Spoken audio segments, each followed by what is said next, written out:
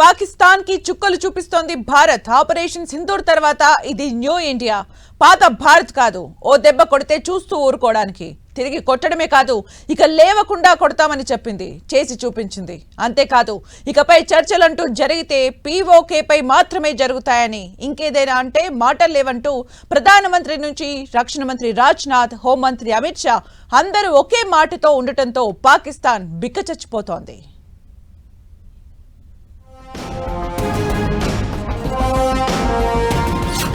నీళ్లు కావాలంటే ఉగ్రవాదులను అప్పగించాల్సిందే.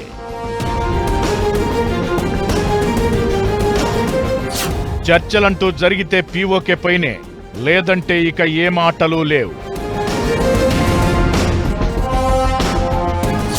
Pakistan full round up. పాకిస్తాన్ విషయంలో ఎక్కడా తగ్గని భారత్.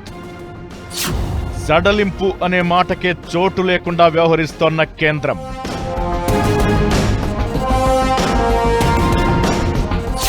పాకిస్తాన్ని చక్రబంధంలో ఇరికించేలా భారత్ ముందుకు కదులుతోంది. సింధు జలాల విషయంలో ఎలాంటి సడలింపు లేదని ప్రకటించిన భారత్ ఇక దేశంతో చర్చలంటూ జరిగితే పీఓకే పైనే ఉంటాయని రక్షణ మంత్రి రాజ్నాథ్ సింగ్ మరోసారి తేల్చి చెప్పారు. శుక్రవారం భుజ్లో పర్యటించిన రాజ్నాథ్ పలు కీలక సంచలన వ్యాఖ్యలు చేశారు. అసలు ఇంటర్నేషనల్ మానిటరీ ఫండ్ పాకిస్తాన్ కి ఇస్తున్న రుణంపై తిరిగి ఆలోచించుకోవాలన్నారు. మీరిస్తున్న సాయం పాకిస్తాన్ టెర్రరిజానికి చేస్తున్న సాయమేనంటూ కుండబద్దలు కొట్టారు.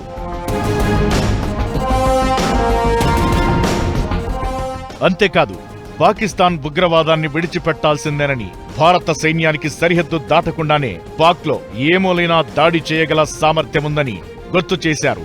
అంతేకాదు, ఉగ్రవాదులు చనిపోతే నష్టపరిహారం ప్రకటించడమేంటంటూ రాజ్నాథ్ సింగ్ ఫైర్ అయ్యారు.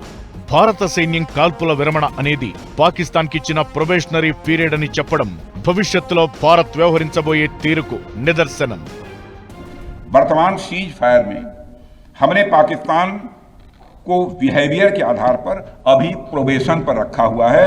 यदि उसका बिहेवियर सुधरता है तब तो ठीक, और यदि बिहेवियर में फिर से गड़बड़ी आती है तो उसको कड़े से कड़ा दंड दिया जाएगा.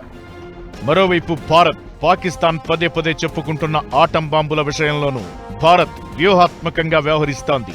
ఎట్టి పరిస్థితుల్లోనూ పాక్ అణ్వాయుధాలను తనిఖీ చేయాలని రాజ్నాథ్ కోరడమే ఇందుకు ఉదాహరణ.